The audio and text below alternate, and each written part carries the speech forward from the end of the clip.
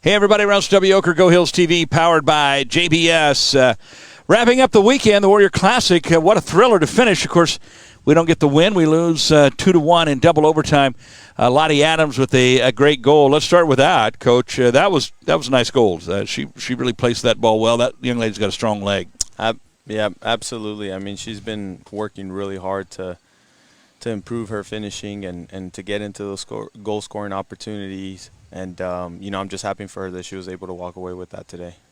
All right, let's talk about your squad as a whole on the weekend. Obviously, you're coming in here. You're still getting to know the girls a little bit. You've had some time with them, but and we're going to get to the injury side of things here in a moment, which is devastating. But as a whole, your thoughts on how your ladies played this weekend?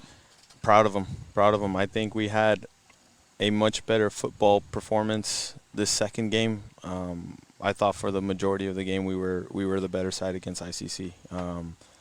Just couldn't find the goal.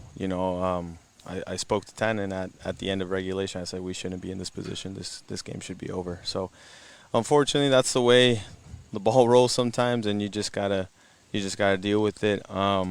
Whereas Friday, it was maybe not our best collective performance, but the girls really fought for that result. And so all in all, I'm proud of them. I'm proud of them for what they showed this weekend. What can you tell us about Travers? Yeah, she was quite a bit of pain coming off. She didn't look too happy. So we'll kind of check in over the next couple of days with our medical staff and let her get properly assessed and see where she's at from there. So and see how the performances fared.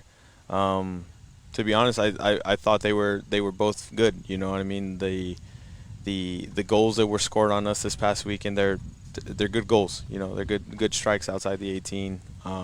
Definitely always test any keepers at this level. So I'm happy with the performance. I just want to continue to see that battle, move on in the future.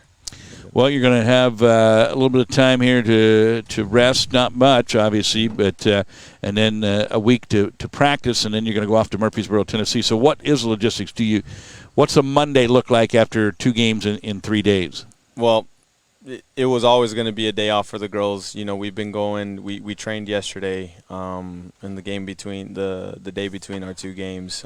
So we've been going for a good 7 days straight now, 6-7 days straight now. So they need the time for their legs to kind of just definitely lick our wounds and analyze some stuff from our tactical side of things between the coaching staff, and then get right back to work on Tuesday. We have trainings Tuesday all the way through Friday in preparation for a doubleheader next weekend, Saturday, Sunday out in Tennessee. So it's a long week ahead, lots of travel. It's definitely gonna test the restfulness of the players, but we're looking forward to it. Gutierrez got the goal in the first half, had some other opportunities there. She seems to have a pretty good pull-away speed there.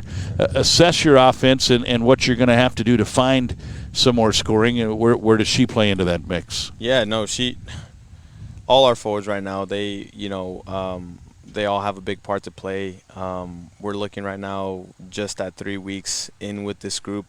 I've had 2 weeks with the group. So there's still a lot of, chemistry that needs to be built, a lot of understanding of roles and spaces and movements to become more efficient in the final third. But you're seeing that we've had conversations with Gutierrez this past week individually, and you see the difference, right? So, right away I let her know that I was very proud of her, and I definitely saw a different Rebecca out there this Sunday.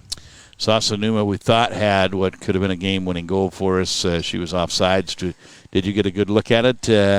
Your thoughts on number one? It was close, and at number two, it was probably closer than it need to be because I'm talking with Coach Mall, who helps me in the broadcast. She didn't have to be. I mean, it was going to be there, I think. Yeah, and it's always one of those things along with the officiating. It's a 50-50, and I think at that moment she just felt like she needed to be that half a step in front, and she got caught. There's times where it's not seen, and unfortunately, that's the game. That's the game at this level, and I think for her, she's been massive for us. The energy, the work rate, defensively, and then the attack. She's a massive player for us. All right, Coach.